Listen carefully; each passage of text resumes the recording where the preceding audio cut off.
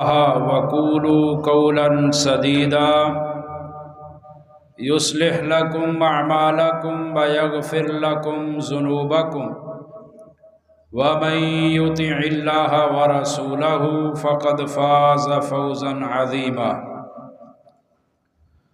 أما بعد فإن خير الحديث كتاب الله وخير الهدي هدي محمد صلى الله عليه وسلم وشر الأمور محدثاتها وكل محدثة بدعة وكل بدعة ضلالة وكل ضلالة في النار.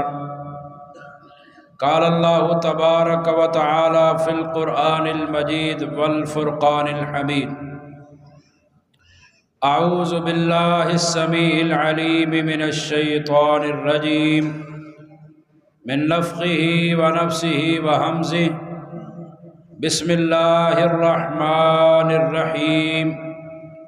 إنما يعمر مساجد الله من آمن بالله واليوم الآخر وأقام الصلاة وآتى الزكاة ولم يخش إلا الله فعسى أولئك أن يكونوا من المهتدين. وقال النبي صلى الله عليه وسلم: بشر المشائين في الظلم إلى النور إلى المسجد بالنور التام يوم القيامة. محترم بزرگوں، دوستوں، بھائیوں،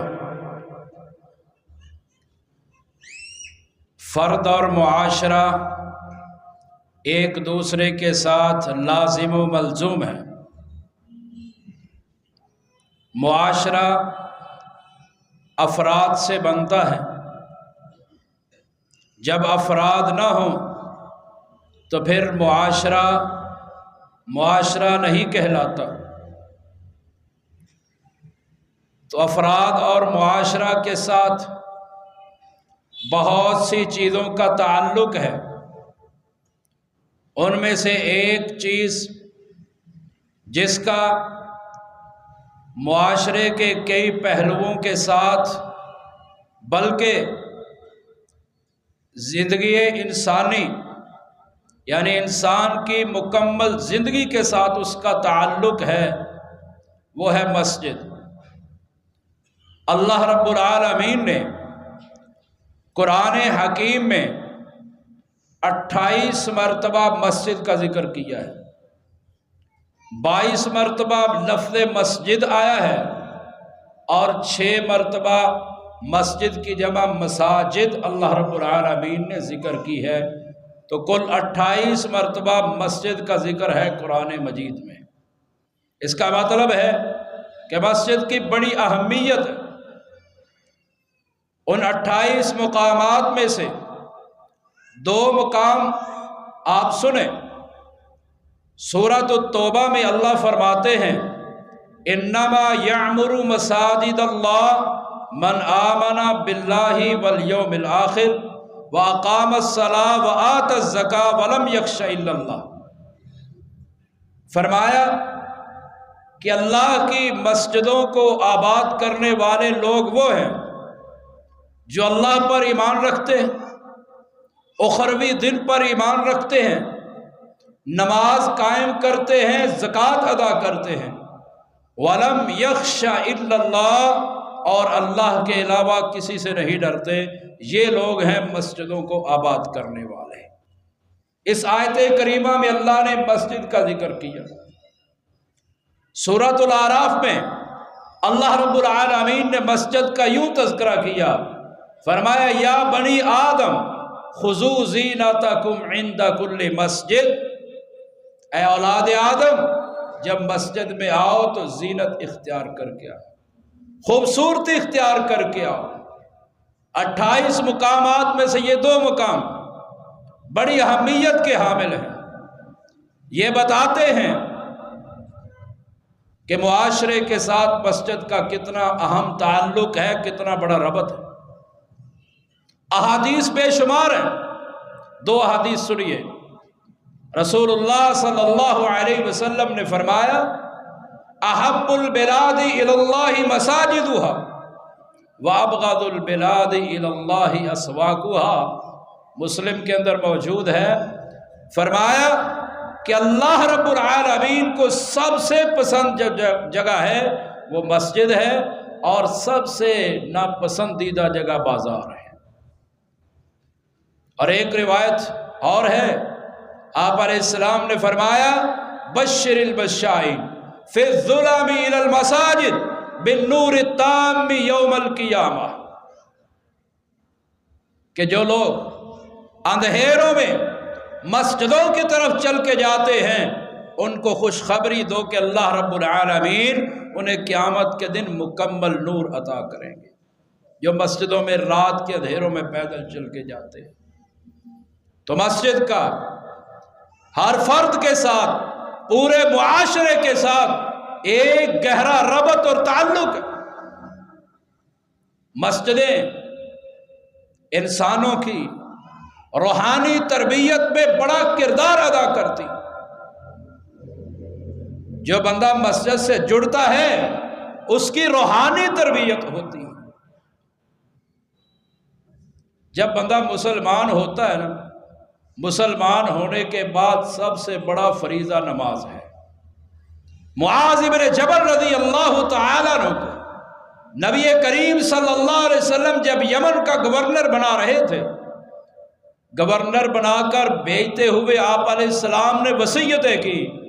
ان میں سے پہلی وصیت یہ کی، اے معاذ تو ایسی قوم کے پاس جا رہا ہے جو اہل کتاب ہیں، جن کو اللہ نے کتاب دی ہوئی ہے، عیسائی یہودی ہیں، تو ان کے پاس جا رہا ہے. جب ان کے پاس جائے فَلْيَكُنْ أَوَّلَ مَا تَدْعُوهُمْ إِلَيْهِ أَن يُوَحِّدُوا اللَّهَ. سب سے پہلے تو انہیں ان کو جو دعوت دینی ہے وہ توحید کی دینی ہے. سب سے پہلی دعوت لا الہ الا اللہ کی دینی ہے. فرمایا فَإِنْهُمْ أَطَاعُوا لِذَلِكَ، اگر وہ یہ اس بات کو مان لیں نا کہ اللہ ایک ہے، رسول کو مان لیں، جب لا الہ الا اللہ محمد الرسول اللہ کا اقرار کر لیں، فَأَعْلِمْهُمْ أَنَّ اللَّهَ قَدْ افْتَرَضَ عَلَيْهِمْ 5 صلوات فِي الْيَوْمِ وَاللَّيْلَةِ، تو اس کے بعد تو سب سے پہلے ان کو کہنا ہے کہ نماز پڑھو. اللہ نے دن اور رات میں 5 نمازیں فرض کی. تو مسلمان ہونے کے بعد سب سے پہلا فریضہ نماز ہے، جو 5 وقت انسان مسجد میں ادا کرتا ہے. اور نماز ادا ہی مسجد میں ہوتی ہے. جو بندہ معذور نہیں ہے، صاحب عذر نہیں ہے، اس کے لیے گھر میں نماز پڑھنے کی اجازت نہیں ہے. نبی کریم صلی اللہ علیہ وسلم کے پاس ابو ہریرہ فرماتے ہیں ایک نبینہ شخص آتا ہے، نظر نہیں آتا اس کو، نبینہ تھا. پتہ ہے اگر کیا کہتا ہے؟ کہتا ہے اللہ کے رسول صلی اللہ علیہ وسلم ان المدینہ کثیرۃ الحوام والسباع، مدینے میں درندے ہیں، کیڑے مکوڑے ہیں. انی ضریر البصر، میں نبینہ ہوں، راستہ بھی خراب ہے، مجھے نظر بھی نہیں آتا. شاسی الدار، میرا گھر بھی مسجد سے دور ہے. لیس لی قائد یلائمنی، کوئی قائد نہیں ہے جو مجھے پکڑ کر مسجد میں لا سکے. کیا گھر میں نماز پڑھ سکتا ہوں؟ کتنے عذر بیان کیے؟ 4. ایک رستہ خراب ہے، ایک نظر نہیں آتا، ایک گھر دور ہے، اور ایک لانے والا کوئی نہیں ہے. کہا اللہ کے رسول گھر میں نماز پڑھ سکتا ہوں؟ حل تاجد لی رخصتا، کیا آپ میرے لیے رخصت پاتے ہیں کہ میں گھر میں نماز پڑھوں؟ آپ نے فرمایا ہاں تو پڑھ لے. جب جانے لگا نا، آپ علیہ السلام نے اس کو بلایا، کہا ادھر آؤ. وہ آ گیا. کہا حل تسمع النداء، حل تسمع حی علی الصلاۃ، حل تسمع حی علی الفلاح. جب تو گھر میں ہوتا ہے اذان سنائی دیتی ہے؟ کہتا جی. کہا حی علی الصلاۃ سنتا ہے؟ کہا جی، کہا حی علی الفلاح سنائی دیتا ہے؟ کہتا ہے جی۔ آپ علیہ السلام نے فرمایا پھر تیرے لیے گھر میں نماز پڑھنے کی کوئی رخصت نہیں ہے۔ 4 عذر ہے، ہم میں سے تو کسی کے پاس یہ عذر نہیں ہے۔ ہم کس عذر کی بنا پر، کس دلیل کی بنا پر گھر میں نماز پڑھتے ہیں، یا کس دلیل کی بنا پر ہم نماز پڑھتے ہی نہیں ہیں؟ کیا دلیل ہے ہمارے پاس؟ کیا ہمارے پاس عذر ہے نماز نہ پڑھنے کا، یا گھر میں پڑھنے کا، دکان پہ پڑھنے کا؟ تو مسجد جو ہے اس کے اندر سب سے پہلا فریضہ نماز ادا کی جاتی ہے۔ جو نماز ہے جب مسجد میں ادا کی جائے گی، انسان کی روحانی تربیت ہوگی۔ سورۃ العنکبوت میں اللہ فرماتے ہیں ان الصلاۃ تنہا عن الفحشاء والمنکر، نماز بے حیائی سے روکتی ہے، برائی سے روکتی ہے، بد زبانی سے روکتی ہے، بد کلامی سے روکتی ہے۔ نبی صلی اللہ علیہ وسلم کے پاس میں ایک بندہ آیا، آ کر کہنے لگا اللہ کے رسول صلی اللہ علیہ وسلم ان فلان یصلی الصبح، فلاں بندہ نماز پڑھتا ہے، ظہر بھی پڑھتا ہے، عصر بھی، مغرب بھی، عشاء بھی، ساری نمازیں پڑھتا ہے، لیکن دن کو چوریاں بھی کرتا ہے، رات کو چوریاں بھی کرتا ہے، لیکن نماز بھی پڑھتا ہے۔ آپ علیہ السلام نے فرمایا سینہاہ ما یقول، ان قریب اس کی نماز اس کو اس گناہ سے روک دے گی۔ بندہ نماز پڑھتا رہے، انسان نماز پڑھتا رہے، تسلسل کے ساتھ پڑھتا رہے، ایک نہ ایک دن انسان گناہ سے رک ہی جاتا ہے۔ اگر نماز پڑھنے کے باوجود نہیں رک رہا تو اپنی نماز کا خشوع، اپنی نماز کا خضوع اپنے وضو کو دیکھے، کہیں میری نماز کے اندر کوئی کمی بیشی تو نہیں ہے، اس کو صحیح طور پر ادا کرے، گناہوں سے رک جائے گا۔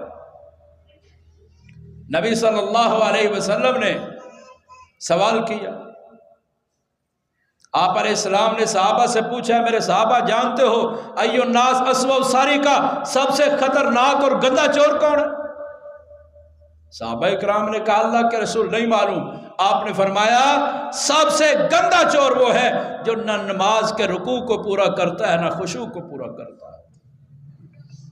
جب ہم نماز کے اندر ہی چوری کر رہے ہیں تو پھر ہماری نماز ہمیں چوری سے کیسے روکے؟ جب ہم نماز کے اندر چوری کر رہے ہیں تو پھر ہماری نماز ہمیں غلط کاموں سے کیسے روکے گی؟ پہلے ہم اپنی نماز کو صحیح کریں، پھر ہماری روحانی تربیت مسجد میں ہو جائے۔ اور پھر مسجد انسان کی روحانی تربیت میں اتنا کردار ادا کرتی ہے کہ انسان کا جسم بھی پاک ہو جاتا ہے، انسان کا دل بھی پاک ہو جاتا ہے۔ نبی صلی اللہ علیہ وسلم نے فرمایا جب کوئی بندہ وضو کرتا ہے نا، جب ہاتھ دھوتا ہے تو اس کے ہاتھوں کے سارے گناہ نکل جاتے ہیں، یہاں تک کہ ناخنوں کے نیچے جو گناہ ہے وہ بھی اللہ نکال دیتا ہے۔ کلی کرتا ہے منہ کے گناہ نکل جاتے ہیں، ناک کو صاف کرتا ہے ناک کے گناہ نکل جاتے ہیں، یعنی جس عضو کو دھوتا ہے نا اس سے گناہ ختم ہوتے جاتے ہیں۔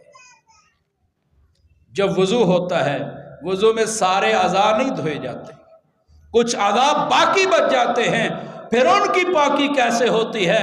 ابو ہریرہ رضی اللہ تعالیٰ عنہ بیان کرتے ہیں نبی کریم صلی اللہ علیہ وسلم نے صحابہ کو مخاطب کیا، کہا ارائیتم لو انا بباب احدکم نہرا یغتسل فیہ کل یوم خمسا هل یبکی من دارانہ قالوا لا یبقی من دارانہ شیئا قال فذلک مثل الصلوات الخمس یمحو اللہ بہن الخطایا۔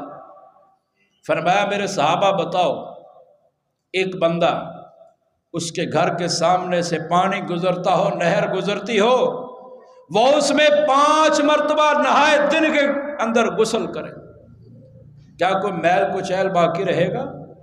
صحابہ اکرام نے کہا نہیں، کوئی میل کچیل باقی نہیں رہے گا۔ آپ علیہ الصلوۃ والسلام نے فرمایا فذالک مثل الصلوات الخمس، یہی 5 نمازیں ہیں جو انسان کو گناہوں سے معاف کروا دیتی ہیں، انسان کو گناہوں سے پاک کر دیتی ہے۔ وضو کیا تو ظاہری نظافت و طہارت حاصل ہوئی، جب نماز پڑھی مسجد میں آ کر تربیت اللہ رب العالمین نے ایسی کی انسان کا دل پاک کر کے رکھا۔ اور جو انسان مسجد کے ساتھ جڑا رہتا ہے، اپنی روحانی تربیت کرواتا رہتا ہے، اللہ رب العالمین اس کو بڑا بہترین کر کے پاک کرتے ہیں۔ محمد بن حنفیہ حضرت علی رضی اللہ تعالیٰ عنہ کا بیٹا ہے۔ حنفیہ حضرت علی رضی اللہ تعالیٰ عنہ کی بیوی ہے، جس سے فاطمہ رضی اللہ تعالیٰ عنہ کی وفات کے بعد نکاح کیا۔ حنفیہ، اس سے ایک بیٹا پیدا ہوا محمد، اس کا آگے بیٹا تھا عبداللہ۔ عبداللہ بن محمد بن حنفیہ کہتا ہے کہ میں اپنے باپ کے ساتھ اپنے ماموں کے پاس گیا، میرا ایک ماموں بیمار تھا، اس کی تیمارداری کے لیے گیا، فحضرت الصلاۃ، نماز کا وقت آ گیا تو انہوں نے جب نماز کا وقت آیا پانی منگوایا، ایک بچی کو کہا پانی لے کے آؤ، کہا کیا کرنا ہے؟ کہا میں وضو کرنا چاہتا ہوں، لعلی اصلی فاستریح، تاکہ نماز پڑھ کے میرے دل کو راحت مل جائے، نماز پڑھ کے میرے دل کو سکون مل جائے۔ عبداللہ بن محمد بن حنفیہ کہتے ہیں رحمہ اللہ، ہم نے کہا نماز پڑھنے سے راحت ملتی ہے؟ ہم نے اعتراض کیا کیا نماز پڑھنے سے راحت حاصل ہوتی ہے؟ تو انہوں نے کہا میں نے اللہ کے رسول صلی اللہ علیہ وسلم سے سنا، آپ علیہ السلام بلال کو کہہ رہے تھے قم یا بلال، اے بلال کھڑا ہو جا، اقیم، اقامت کے، فارحنا بھی، اقامت کے ساتھ ہمارے دلوں کو راحت پہنچا۔ جڑے رہو گے نا تو پھر اللہ رب العالمین ایسی روحانی تربیت کریں گے کہ نماز کے علاوہ، مسجد کے علاوہ دل ہی نہیں لگے گا۔ راجل قلبہ معلق بالمسجد، فرمایا نا اللہ تعالیٰ نے 7 بندوں کو قیامت کے دن عرش کا سایہ دینا ہے، ان میں سے ایک وہ بندہ ہے جس کا دل مسجد کے ساتھ لگا ہوا ہے، مسجد کے ساتھ لٹکا ہوا ہے۔ ایک نماز جاتی ہے دوسری کی فکر، دوسری جاتی ہے تیسری کی فکر، ہر وقت نماز نماز کی فکر ہے۔ جب اس کا ایسا حال ہو جاتا ہے تو اس کو کہتے ہیں کہ اس کا دل مسجد سے چمٹا ہوا۔ عام مسجدوں میں ایک مقولہ لکھا ہوا ہے، حدیث نہیں ہے، وہ مقولہ ہے، کسی عربی کا قول ہے، المؤمن فی المسجد کالسمک فی الماء، المنافق فی المسجد کالطیر فی القفص۔ مومن مسجد میں ایسے ہوتا ہے جیسے سمندر کے اندر، پانی کے اندر مچھلی ہوتی ہے، مچھلی کو پانی سے باہر نکالے مر جاتی ہے، ایسے ہی مومن کا حال ہے کہ وہ مسجد سے دور ہو تو تڑپنا شروع ہو جاتا ہے۔ اگر آپ چاہتے ہیں، میں چاہتا ہوں کہ ہماری روحانی تربیت ہو تو پھر مسجدوں کے ساتھ جڑنا ہوگا۔ مسجدوں سے دور رہ کر ہماری روحانی تربیت نہیں ہو سکتی، ہمارے گھروں کے اندر سکون نہیں آ سکتا جب تک مسجد کے قریب نہیں ہو۔ اور ایسی روحانی تربیت ہوتی ہے مسجد میں آنے سے کہ انسان یہ گندی اشیاء، منشیات جو انسان کے عقل کو خراب کر کے رکھ دیتی ہیں، ان سے بچ جاتا ہے۔ عبداللہ بن عمر رضی اللہ تعالیٰ عنہ فرماتے ہیں قال رسول اللہ صلی اللہ علیہ وسلم فی غزوۃ خیبر من اکل من هذه الشجرہ یعنی السوم فلا یقربن مسجدنا، بخاری کے اندر موجود ہے۔ عبداللہ بن عمر فرماتے ہیں نبی صلی اللہ علیہ وسلم نے خیبر کے موقع پر کہا کہ جو لہسن اور پیاز کھاتا ہے وہ مسجد کے قریب نہ آئے۔ کیوں؟ اس سے بدبو آتی ہے، اس سے بدبو آتی ہے۔ اب ذرا غور کیجئے، جو بندہ 5 وقت نماز پڑھے اپنے منہ کی صفائی اور طہارت کا خیال رکھے اور حلال چیزیں جن کو کھانے سے بدبو آتی ہے ان سے بھی بچے، ان سے بھی پرہیز کرے، تو کیا وہ بندہ حرام چیزوں کے قریب جائے گا جن سے انسان کے منہ سے بو آتی ہے، عقل خراب ہوتی ہے؟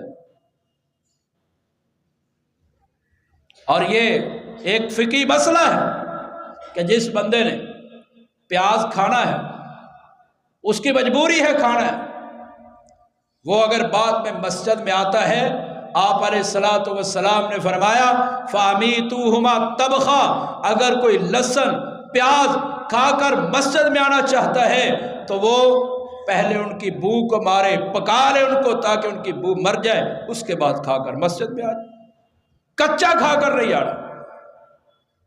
اور بعض لوگ کہتے ہیں کہ یہ حرام ہے، پیاز حرام ہے۔ بھئی پیاز حرام نہیں ہے، صحابہ کرام نے خیبر کے موقع پر جب پیاز کھایا تو کچھ صحابہ کرام نے اونچی آواز سے اعلان کیا کہ نبی صلی اللہ علیہ وسلم نے پیاز کو حرام کر دیا ہے، تو آپ علیہ السلام نے کہا میں کون ہوتا ہوں پیاز کو حرام کرنے والا؟ پیاز حرام نہیں ہے، کچا کھا کر مسجد میں آنا جائز نہیں ہے، ویسے حلال ہے۔ ہاں یہ بھی یاد رکھیے، اگر کوئی بندہ معذور ہے، کسی کو بیماری ایسی لگی ہے کہ وہ کچا پیاز کھانا اس کی بیماری کا علاج ہے، وہ کھا کر مسجد میں آ سکتا ہے۔ ابو داؤد کے اندر موجود ہے، مغیرہ بن شعبہ رضی اللہ تعالیٰ عنہ کہتے ہیں میں مسجد میں آیا، کچا پیاز کھا کے آیا، میرے منہ سے بدبو آ رہی تھی، میں جب مسجد میں آیا تو میری ایک رکعت چھوٹ گئی تھی، میں آیا ملا نماز میں، آپ علیہ السلام نے نماز مکمل کی، میں نے کھڑے ہو کر ایک رکعت پڑھی، سلام پھیرا، آپ علیہ السلام نے فرمایا مغیرہ تیرے منہ سے بدبو آ رہی ہے، کیوں لہسن اور پیاز کھا کر مسجد میں آتے ہو؟ کہتے میں اللہ کے رسول صلی اللہ علیہ وسلم کے قریب ہوا، آپ کا ہاتھ مبارک پکڑا اور یہاں سے اس طرف سے اپنے آپ کے ہاتھ کو اپنے سینے تک لے کے گیا تو میرا سینہ بندھا ہوا تھا، کہتے بیماری تھی اس کی وجہ سے میں نے سینے کو باندھا ہوا تھا، تو آپ علیہ السلام نے میرا بندھا ہوا سینہ دیکھ کر کہا اے مغیرہ تو معذور ہے، تو کھا سکتا ہے۔ تو صاحب عذر معذور شخص یہ کچا پیاز کچا لہسن کھا کر مسجد میں آ سکتے ہیں، بصورت دیگر کسی شخص کے لیے ان کو کھا کر مسجد میں آنا جائز نہیں ہے۔ تو جو ان حلال چیزوں سے بچے گا نماز سے پہلے تو وہ کیا حرام چیزوں کے قریب جائے گا؟ اسی لیے اللہ قرآن میں کہتے ہیں یا ایھا الذین آمنوا لا تقربوا الصلاۃ وانتم سکارا، اے ایمان والو نشے کی حالت میں نماز کے قریب نہیں آنا، نشے کی حالت میں نماز کے قریب نہیں آنا۔ تو تھوڑی تھوڑی دیر بعد جو نماز کا ٹائم ہے یہ اسی لیے بنایا گیا ہے کہ انسان نشے سے رک جائے، منشیات سے رک جائے، اپنی عقل کو پاک رکھے، اپنے دل کو صاف رکھے۔ تو مسجد روحانی تربیت میں کردار ادا کرتی ہے، اور پھر مسجد سماجی تربیت بھی کرتی ہے، اقتصادی تربیت بھی کرتی ہے، رہن سہن بتاتی ہے کہ مسجد بتاتی ہے کہ دنیا کے اندر رہنا کیسے، رہن سہن کیسا ہونا چاہیے، یہ بھی ہمیں مسجد بتاتی ہے۔ نبی کریم صلی اللہ علیہ وسلم نے ارشاد فرمایا المؤمن للمؤمن کالبنیان یشد بعضہ بعضا، ایک مومن دوسرے مومن کے لیے ایک دیوار کی مثل ہے کہ ایک اینٹ دوسری اینٹ کو مضبوط کرتی ہے، ایک اینٹ دوسری کے ساتھ ملتی ہے تو پھر مضبوطی پیدا ہوتی ہے، ایسے ہی ایمان والے ایک دوسرے کو مضبوط کرتے ہیں۔ وہ مسجد کیسے بتاتی ہے؟ بخاری کے اندر موجود ہے، آپ علیہ الصلوۃ والسلام نماز سے پہلے یہ کہا کرتے تھے اقیموا صفوفکم، اپنی صفیں سیدھی کر لو۔ بخاری میں موجود ہے آپ علیہ الصلوۃ والسلام کہا کرتے تھے سووا صفوفکم، صفیں برابر کر لو۔ بخاری میں موجود ہے آپ علیہ السلام کہا کرتے تھے تراسو چونا گچھ ہو جاؤ، ایک دوسرے کے ساتھ مل جاؤ۔ مسلم کی روایت ہے آپ علیہ السلام فرمایا کرتے تھے استووا ولا تختلفوا، اے میرے صحابہ برابر ہو جاؤ، اختلاف نہ کرو۔ نعمان بن بشیر فرماتے ہیں رضی اللہ تعالی عنہ، جب صحابہ نماز پڑھتے تھے، نماز کے اندر عالم یہ ہوتا تھا کہ ایک صحابی کا پاؤں دوسرے صحابی کے پاؤں کے ساتھ ایسے ملا ہوتا تھا کہ پاؤں کیا، ایڑیاں بھی برابر اور ٹخنے بھی برابر، گھٹنے بھی برابر، یہاں تک کہ کندھے ایک صحابی کا دوسرے صحابی کے ساتھ ملا ہوا ہوتا تھا۔ جب ایسا وقت تھا تو پیغمبر نے فرما دیا وَلَا تَخْتَلِفُوا، اختلاف نہیں کرنا مت، اور آگے یہ بھی موجود ہے فَتَخْتَلِفَ قُلُوبُكُمْ، اگر تم نے نماز میں پاؤں سے پاؤں کو نہ ملایا، اگر نماز میں اپنے اتحاد و اتفاق کو قائم نہ رکھا، فَتَخْتَلِفَ قُلُوبُكُمْ، پھر تمہارے دلوں میں اتفاق و اتحاد پیدا نہیں ہو سکتا۔ تو یہ مساجد اتفاق و اتحاد پیدا کرتی ہیں۔ سماج کے اندر مساجد کا بڑا کردار ہے، سماجی تربیت میں مسجد بڑا کردار رکھتی ہے۔ شادی کارڈ چھپتے ہیں نا، ان پہ لکھا ہوتا ہے وقت کی پابندی عظیم لوگوں کا شیوا ہے۔ یہ نماز وقت کی پابندی بھی سکھاتی ہے، اور میں ممبر پہ کھڑا ہو کے اللہ کی قسم اٹھا کے کہتا ہوں جو 5 نمازوں کا پابند ہے وہ وقت کی ایسے پابندی کرتا ہے کہ اس جیسا پابند ہے کوئی نہیں، لیکن شرط یہ ہے کہ پابندی کرے۔ نماز کی پابندی یہ نہیں کہ 3 منٹ جماعت میں رہتے ہیں، آپ گھر سے بھاگے، مسجد سے بھاگے، جلدی جلدی وضو کریں، نماز میں مل جائیں، یہ وقت کی پابندی نہیں۔ نماز کی پابندی یہ نہیں، نماز کی پابندی یہ ہے آپ ٹائم دیکھیں کہ اذان میں 2-3 منٹ باقی ہیں، دکان بند کریں، گھر سے اٹھیں، مسجد کے طرف رخ کریں، وضو کریں، کوشش کریں وضو گھر میں کریں، اور اذان سے پہلے یا کم از کم جماعت سے 10-15 منٹ پہلے مسجد میں پہنچ جائیں۔ یہ نماز کی پابندی ہے۔ بھاگ کر ملنے سے جی میں نے پہلی صاحب میں نماز پڑھی، میں نے تکبیر اللہ کے ساتھ نماز پڑھی، یہ وقت کی پابندی نہیں ہے۔ ایک امام گزرے ہیں، امام اعمش سلیمان بن مہران رحمہ اللہ، وہ فرماتے ہیں، کہتے ہیں کہ میں نے اپنی زندگی کے 72 سال ایسے پائے ہیں کہ میں نے ایک دن بھی نماز تکبیر اللہ کے بغیر نہیں پڑھی، ایک دن بھی ایک نماز بھی تکبیر اللہ کے بغیر نہیں پڑھی امام اعمش سلیمان بن مہران نے۔ اور ایک بڑے امام گزرے ہیں، بہت بڑے تابعی ہیں، سعید ابن مسیب رحمہ اللہ، وہ کہتے ہیں میری زندگی کے 40 سال ایسے گزرے ہیں، میں نے اپنی زندگی میں 40 سال ایسے پائے ہیں کہ جب بھی اذان ہوتی تھی تو میں مسجد میں ہوتا تھا، جب بھی اذان ہوئی میں مسجد میں، عمر کے 40 سال۔ اور آپ علیہ السلام نے اس امت کے لیے صرف اور صرف 40 دن رکھے ہیں، اللہ تعالیٰ نے صرف 40 دن رکھے ہیں۔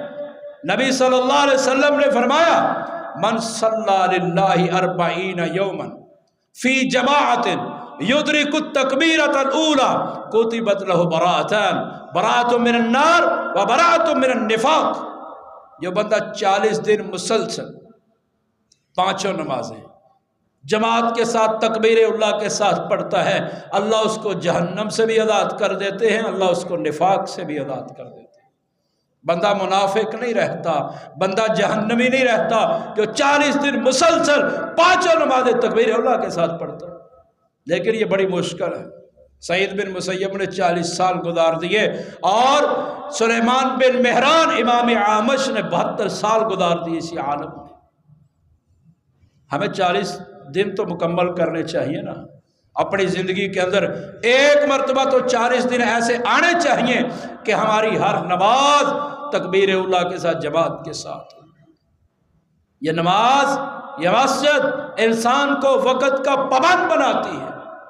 عبداللہ بن مسعود فرماتے ہیں رضی اللہ تعالیٰ عنہ، سألت رسول اللہ صلی اللہ علیہ وسلم ای الاعمال احب الی اللہ، اللہ کے رسول، اللہ کے ہاں سب سے محبوب عمل کون سا ہے؟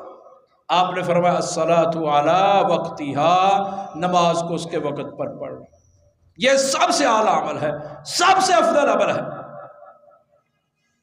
اور پھر ایک روحانی تربیت ہوئی، ایک سماجی تربیت۔ تیسرے نمبر پر مسجد انسان کی مالی تربیت بھی کرتی ہے، معیشت کو مضبوط کرتی ہے۔ مسجد معیشت کو مضبوط کرتی ہے، فقر و فاقے کو ختم کرتی ہے، لیکن شرط یہ ہے کہ جب اس کو رسول اللہ صلی اللہ علیہ وسلم کے اصولوں پر بنایا جائے، اصولوں پر چلایا جائے۔ نبی صلی اللہ علیہ وسلم جب مدینہ میں گئے تو سب سے پہلے حضور کائنات صلی اللہ علیہ وسلم نے بنو نجار سے کہا سامنون بہایتکم ھذا، تمہارا یہ جو احاطہ ہے، تمہارا یہ جو پلاٹ ہے، اس کی قیمت مجھ سے لے لو۔ انہوں نے کہا ہم قیمت نہیں لیں گے، زمین لے لو۔ زمین رسول اللہ صلی اللہ علیہ وسلم نے مدینے میں جا کر سب سے پہلے کس لیے خریدی؟ رہنے کے لیے نہیں، سہنے کے لیے نہیں، گھر گزارنے کے لیے نہیں، گھر بنانے کے لیے نہیں۔ آپ علیہ الصلوۃ والسلام نے دیکھا اس مسجد میں کھنڈرات تھے، ان کو ختم کیا، قبریں تھیں ان کو اکھاڑ دیا، اور قبروں والوں کو ایک جگہ سے دوسری جگہ پر منتقل کر دیا، کھجوروں کے درخت ان کو اکھیڑ دیا، اور اس احاطے کو صاف کر کے، پلاٹ کو صاف کر کے مسجد نبی کو تعمیر کی۔ خود تعمیر کر رہے ہیں۔ رسول اللہ صلی اللہ علیہ وسلم معمار ہیں، صحابہ کرام مزدور ہیں، صحابہ کرام پتھر پکڑا رہے ہیں، نبی مسجد نبی بنا رہے ہیں، اور اسی عالم میں پیغمبر صلی اللہ علیہ وسلم اپنے صحابہ کو دیکھ کر اتنا خوش ہوئے، کہہ دیا اللہم لا عیش الا عیش الآخرہ فاغفر للانصار والمہاجرہ، اے اللہ حقیقی زندگی تو آخرت کی زندگی ہے، تو انصار و مہاجرین سب کو معاف کر دے۔ مسجد بنانے والوں کے لیے رسول صلی اللہ علیہ وسلم معافی کی دعا مانگ رہے ہیں اللہ رب العالمین سے کہ اللہ ان کو معاف کر دے۔ تو رسول صلی اللہ علیہ وسلم نے سب سے پہلے مسجد بنائی، بڑا رول ہے مسجد کا۔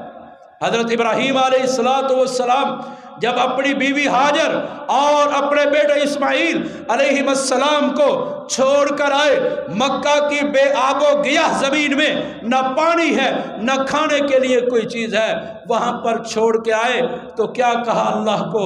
کہا ربنا انی اسکنت من ذریتی بواد غیر ذی زرع، اے اللہ میں اپنی اولاد کو چھوڑ کے جا رہا ہوں، بواد غیر ذی زرع، ایسی وادی میں، ایسی جگہ پر جہاں پر کھیتی نہیں، جہاں پر رہنے سہنے کا کوئی بندوبست نہیں، چھوڑ کے جا رہا ہوں۔ لیکن چھوڑ کے کیوں جا رہا ہوں؟ عند بیتک المحرم، تیرا حرمت والا گھر یہاں پر موجود ہے۔ تو ابراہیم علیہ السلام کی سیرت سکھاتی ہے نا کہ اولاد کو گھر بنا کے دیں تو وہاں پر بنا کے دیں جہاں پر مسجد قریب ہو، نماز آسان رہے، تربیت آسانی سے ہو جائے۔ اور آگے کیا کہا ابراہیم علیہ السلام نے؟ یا اللہ حرمت والے گھر کے پاس چھوڑ کے جا رہا ہوں لیقیم الصلاۃ، نماز کے پابند بن جائیں، کیونکہ جو انسان نماز کا پابند بنتا ہے اس کی روحانی تربیت ہوتی ہے، اس کی سماجی تربیت ہوتی ہے، اس کی معاشی تربیت ہوتی ہے، اس کی تعلیمی تربیت ہوتی ہے۔ تو مسجد کے ساتھ جڑ جائے، ربط قائم کرے، معیشت مضبوط ہوتی ہے، جہاد آسان ہوتا ہے مسجد سے۔ نبی کریم صلی اللہ علیہ وسلم تیاری کر رہے ہیں جیش الاسرہ کی، غزوہ تبوک کی، مسجد میں اعلان کرتے ہیں کون ہے من یجہز جیش الاسرہ، غزوہ تبوک کے لیے کون تیاری کرے گا، کون سامان دے گا؟ حضرت عثمان رضی اللہ تعالیٰ 1000 دینار لا کر رسول صلی اللہ علیہ وسلم کو دیتے ہیں۔ آپ کہاں پر اعلان کر رہے ہیں؟ مسجد میں۔ آپ نے 1000 دینار پکڑا، کبھی اس ہاتھ میں کبھی اس ہاتھ میں الٹ پلٹ کر رہے ہیں اور کہہ رہے ہیں ما ضر عثمان ما عمل بعد اليوم، عثمان کو آج کے بعد کوئی گناہ نقصان نہیں دے سکتا، یعنی عثمان پاکیزہ ہو گئے۔ تو عثمان کی تربیت ہوئی مسجد سے، جہاد کے لیے لشکر تیار ہوا مسجد سے، معیشتیں مضبوط ہوتی ہے، سیاست مضبوط ہوتی ہے، حکومت مضبوط ہوتی ہے اس وقت جب مسجد سے جڑا جاتا ہے۔ سیدنا جریر بن عبداللہ الباجری رضی اللہ تعالیٰ عنہ فرماتے ہیں کنا فی صدر النہار، دن چڑھا ہوا تھا، ہم مسجد نبی میں موجود ہے، جاء قوم عرات، ایک قوم آتی ہے ننگے بدن ہیں ان کے، جاء قوم عرات، ننگے لوگ ہیں، اپنے سطروں کو ڈھانپنے کے لیے مجتاب النمار، چیتوں کی کھالیں پہنے ہوئے آئے۔ جب آتے ہیں رسول صلی اللہ علیہ وسلم نے فلما رأى ما بهم من الفاقہ، جب ان کے فاقے کی حالت، فقر کی حالت، غربت کی حالت کو دیکھا، چہرہ تبدیل ہوا، چہرہ سرخ ہوا، غصے میں آئے، کبھی گھر جا رہے ہیں، کبھی باہر آ رہے ہیں، کبھی گھر جا رہے ہیں، کبھی باہر آ رہے ہیں، بڑی پریشانی کے عالم میں۔ آپ علیہ الصلوۃ والسلام بلال کو کہتے ہیں ظہر کی اذان کا وقت ہوا، کہا بلال اذان دو، بلال نے اذان دی، رسول صلی اللہ علیہ وسلم نے کہا اقامت پڑھو، اقامت پڑھی۔ اگر اس حدیث میں غور کیا جائے، صحیح مسلم کی حدیث ہے کہ آپ نے اذان کے فوری بعد جماعت کھڑی کروا دی تھی، اس لیے کہ آپ کو سکون نہیں آ رہا تھا ان فقر و فاقہ کو دیکھنے والوں۔ نماز کھڑی کروائی، نماز پڑھائی، خطبہ دیا، یا ایھا الناس اتقوا ربکم الذی خلقکم من نفس واحدہ، جو جمعے کے اندر پڑھا جاتا ہے، اور پھر آیت پڑھی یا ایھا الذین آمنوا اتقوا اللہ ولتنظر نفس ما قدمت لغد، اے ایمان والو اللہ سے ڈر جاؤ، قیامت کے لیے تیاری کر لو۔ پھر آپ علیہ الصلوۃ والسلام نے صدقے کا حکم دیا۔ اب صدقے کا حکم کہاں پر دیا جا رہا ہے؟ مسجد میں۔ صحابہ اکرام، کسی کے پاس ایک کھجور ہے وہ لا رہا ہے، کسی کے پاس کپڑا ہے وہ لا رہا ہے، جس کے پاس جو ہے وہ لا رہا ہے۔ جریر بن عبداللہ فرماتے ہیں میں نے ایک بندے کو دیکھا، وہ تھیلی پکڑا ہوا آ رہا تھا اور جھکا ہوا آ رہا تھا، وزنی تھیلی لے کے آ رہا تھا، اس نے لا کر مسجد نبی کے صحن میں رکھ دی۔ اس کے بعد لوگوں نے تتابع الناس مسلسل خرچ کیا، حتیٰ یہاں تک کہ دو ڈھیر لگ گئے مسجد نبی میں، ایک غلے کا ڈھیر ہے اور ایک کپڑوں کا ڈھیر ہے۔ آپ علیہ السلام وہ سارا ان آنے والوں میں تقسیم کر دیتے ہیں۔ اب دیکھو آنے والے کون ہیں؟ ننگے بدن، پیغمبر نے کپڑا مہیا کیا مسجد سے۔ آنے والے کون ہیں؟ اپنے گلوں میں تلواریں لٹکائے ہوئے ہیں، جن کے پاس تن کو ڈھانپنے کے لیے لباس نہ ہو، ان کے پاس کھانے کے لیے کیا ہوگا؟ آپ نے کھانے کا بھی انتظام کیا، پہننے کا بھی انتظام کیا۔ وہ کہاں سے ہوا؟ مسجد سے ہوا۔ اور جو بندہ تھیلی لے کر آیا تھا نا، نبی صلی اللہ علیہ وسلم نے جب اس کی تھیلی کو دیکھا، لوگ پھر لانا شروع ہوئے، تو آپ علیہ السلام نے بڑا قیمتی جملہ ارشاد فرمایا من سن فی الاسلام سنتا حسنہ فلہ اجرھا واجر من عمل بھا، جو نیکی کا کوئی اچھا طریقہ ایجاد کرتا ہے، نیکی کی اچھی راہ نکالتا ہے، اس کو اس کا اجر بھی ملتا ہے، اور جو اس کے مطابق عمل کرتے ہیں ان کا اجر بھی اس کو ملتا ہے، ان کا اجر بھی مل جاتا ہے اس کو، لیکن ان کے اجر میں کمی نہیں آتی، اس کو ان کے برابر کا اجر اللہ دیتے ہیں۔ تو یہ قوم مضبوط ہوئی مسجد سے، فقر و فاقہ ختم ہوتا ہے، غربت ختم ہوتی ہے تو مسجد سے ہوتی ہے۔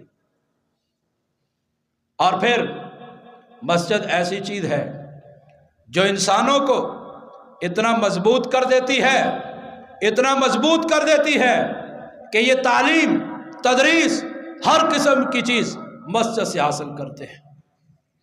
مسجد سے تعلیم بھی ملتی ہے، مسجد صرف نمازیں نہیں سکھاتی، مسجد صرف تہذیب نہیں سکھاتی، مسجد صرف تمدن نہیں سکھاتی، مسجد تعلیم بھی سکھاتی ہے۔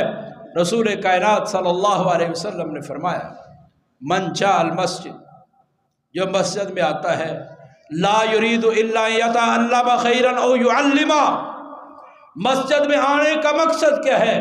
صرف یہی مقصد ہے کہ وہ دین کی بات سیکھے یا سکھائے، دو مقصد، سیکھے یا سکھائے۔ پھر کیا ہوگا؟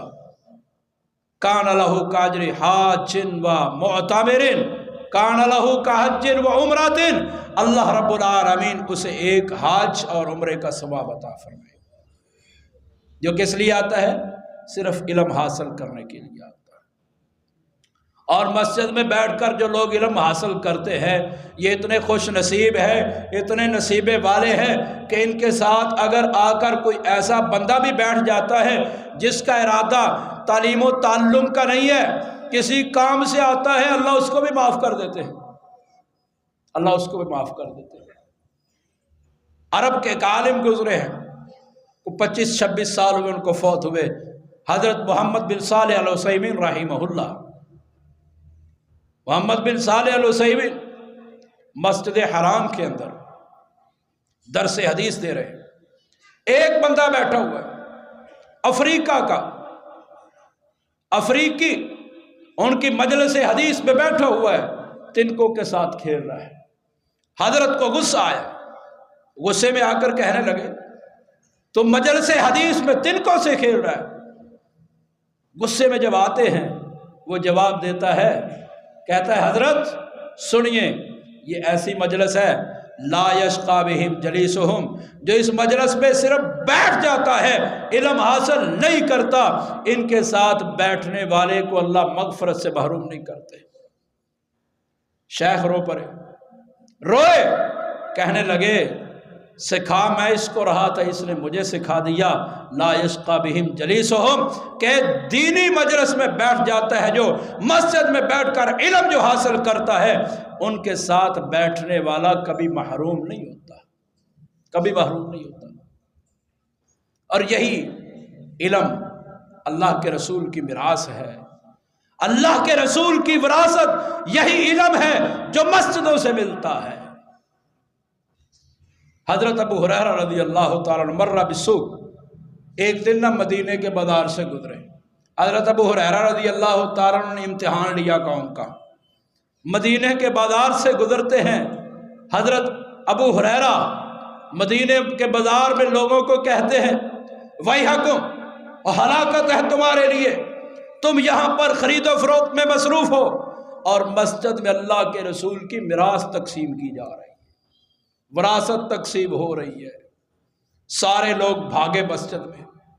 جب مسجد میں گئے، ابو ہریرہ رضی اللہ تعالیٰ وہیں پر کھڑے رہے، ٹھہرے رہے، اور کہا، حضرت ابو ہریرہ رضی اللہ تعالیٰ کہتے ہیں وہ سارے مسجد میں آئے، آ کر واپس چلے گئے، کہنے لگے اے ابو ہریرہ تو نے ہمارے ساتھ مذاق کیا، مسجد میں تو کوئی میراث تقسیم نہیں ہو رہی تھی، کوئی مال نہیں مل رہا تھا۔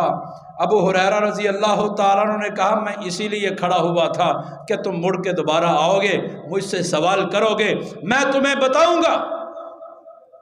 کہا کیا وہاں پر لوگ تعلیم و تعلم کی باتیں نہیں کر رہے تھے؟ کیا وہاں پر علم کی مجالس نہیں لگی ہوئی تھی؟ انہوں نے کہا کیوں نہیں، علم پڑھا جا رہا تھا، قرآن پڑھا جا رہا تھا، قرآن کی مجالس لگی ہوئی تھی۔ کہا ویحکم، افسوس ہے تم پر، فضا کا میراث رسول اللہ، یہی تو اللہ کے رسول کی میراث ہے۔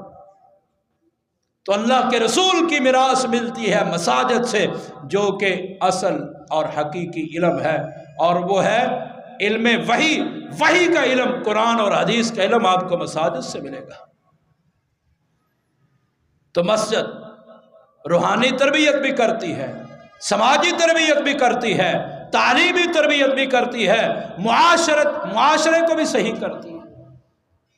اور مسجد کے ساتھ جڑنے والا جو انسان ہے، اس کو تو اللہ رب العالمین قیامت کے دن جب نور تام عطا فرمائیں گے، پھر یہ کہے گا کاش میں مسجد کے ساتھ اور تعلق قائم کر لیتا۔ نبی صلی اللہ علیہ وسلم نے فرمایا بشر المشائین فی الظلم الی المساجد بالنور التام یوم القیامہ، جو راتوں کے اندھیروں میں مسجدوں میں آتے ہیں ان کو خوشخبری دے دو کہ اللہ انہیں قیامت کے دن مکمل نور عطا کریں گے۔ قیامت کو تو ملنا ہی ملنا ہے، کچھ خوش نصیب ایسے بھی ہیں جنہیں اللہ رب العالمین دنیا میں ہی نور عطا کر دیتے ہیں، دنیا میں بھی ملتا ہے نور۔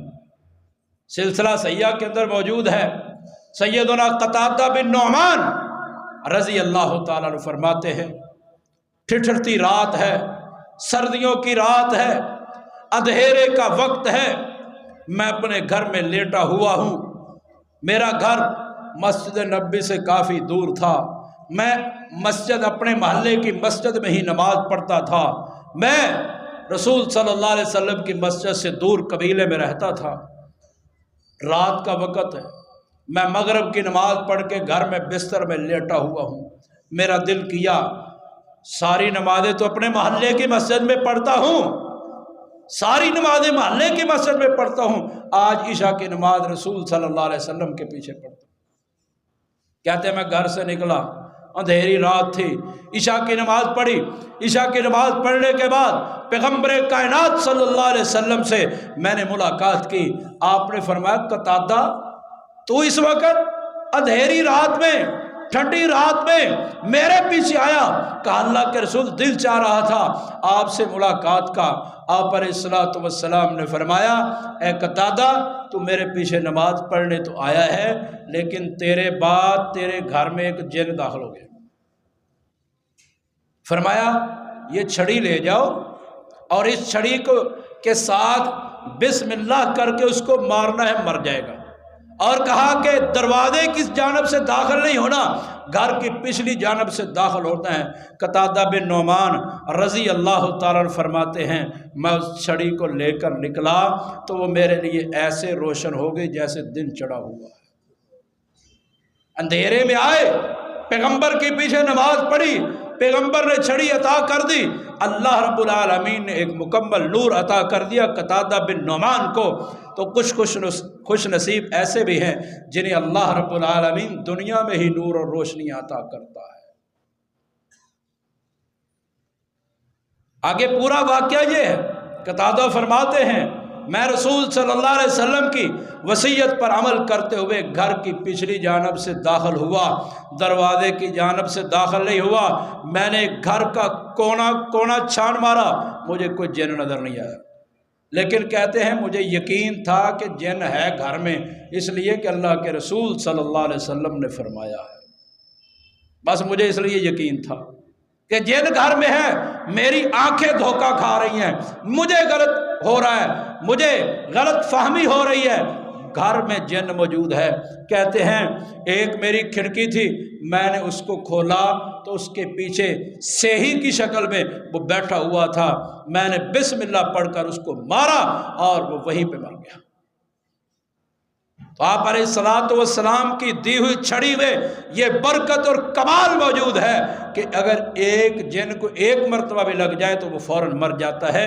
یہ رسول صلی اللہ علیہ وسلم کی دی ہوئی چھڑی میں برکت ہے، آپ کے ہاتھ میں برکت ہے، آپ علیہ الصلوۃ والسلام کی ساری ذات ہی بابرکت ہے۔ تو یہ اگر آپ مساجد کے ساتھ جڑ جائیں گے، اللہ رب العالمین دلوں کو پاک کر دے گا، معاشروں کو جوڑ دے گا۔ اور یاد رکھیے یہ بات بھی، رسول اللہ صلی اللہ علیہ وسلم جو جہاد کی ٹریننگ ہے وہ بھی مسجد میں کروایا کرتے تھے، لیکن جہادی ٹریننگ سے یہ دلیل نہیں نکالنی کہ وہاں پر کرکٹ شروع کر دیں، وہاں پر جناب جی کوئی اور کھیل شروع کر دیں۔ جہادی ٹریننگ آپ علیہ الصلوۃ والسلام کیا کرتے تھے۔ سید عائشہ فرماتی ہیں کہ حبشی لوگ جو ہیں وہ مسجد کے اندر تیر اندازی کیا کرتے تھے، تیر اندازی کرنے کا مقصد یہ ہوتا تھا کہ جہاد کی ٹریننگ ہو، اور رسول اللہ صلی اللہ علیہ وسلم جب جہاد کے لیے لشکروں کو روانہ کرتے وہ بھی مسجدوں سے کیا کرتے تھے۔ آپ علیہ الصلوۃ والسلام تمام مسائل مسجد میں بیٹھ کر حل کیا کرتے تھے۔ حضرت عبداللہ بن عمر فرماتے ہیں रसूलुल्लाह सल्लल्लाहु अलैहि वसल्लम ने जिस साल हज किया, ज़ुल्हुलैफ़ा मुकाम पर आपने इहराम बांधा, इहराम बांधकर पैगंबर मस्जिद में बैठे हुए हैं, लोग सवाल कर रहे हैं, नबी सल्लल्लाहु अलैहि वसल्लम सवालों के जवाब दे रहे हैं। इमाम बुखारी रहिमहुल्लाह ने यह हदीस सही बुखारी में ज़िक्र की है और इस पर चैप्टर ये कायम किया है जिसका मफ़हूम ये है कि इमाम को चाहिए कि वह मस्जिद में बैठकर लोगों के सवालों के जवाब दे, लोगों के मसाइल हल करे। तो मसाइल हल होते हैं मस्जिदों में बैठकर, तरबियतें होती हैं मस्जिदों के साथ। अल्लाह ताला से दुआ है कि अल्लाह ताला हमें मस्जिदों के साथ अपना रबत कायम करने की तौफीक अता फ़रमाए, मस्जिदों के साथ जुड़ने की तौफीक अता फ़रमाए। आखिर दावाना अनिल हम्दुलिल्लाहि रब्बिल आलमीन।